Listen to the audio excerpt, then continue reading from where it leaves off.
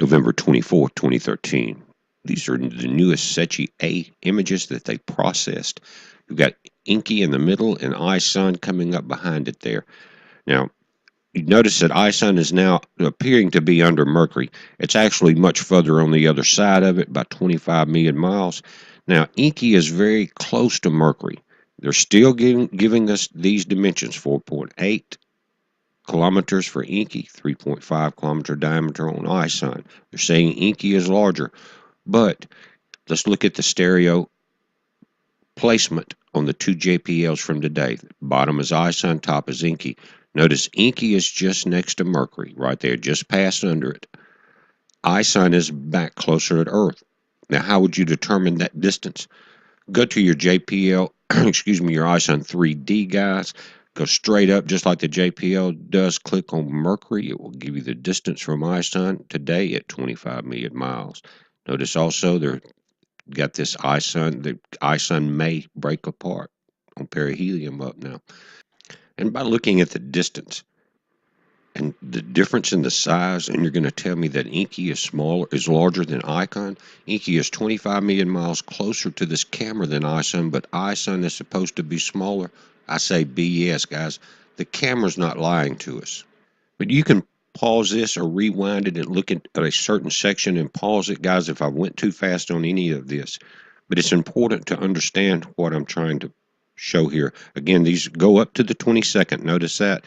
Again, Inky is given. They've known that. ISON is smaller, but 25 million miles further away from this camera.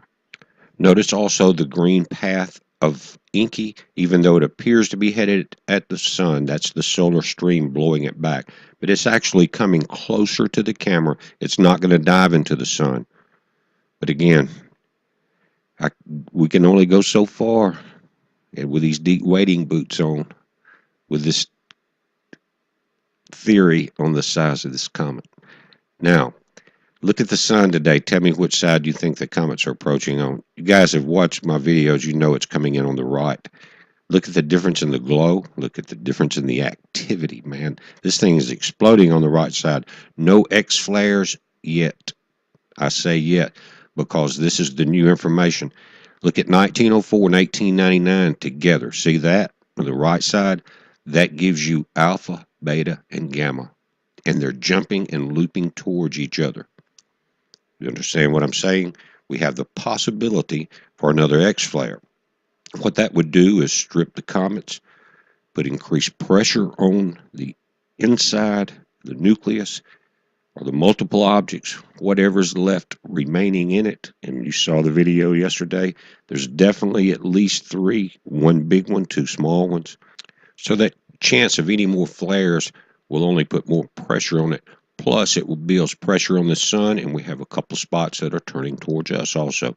Notice how big that big spot is that was centered Earth just a few days ago.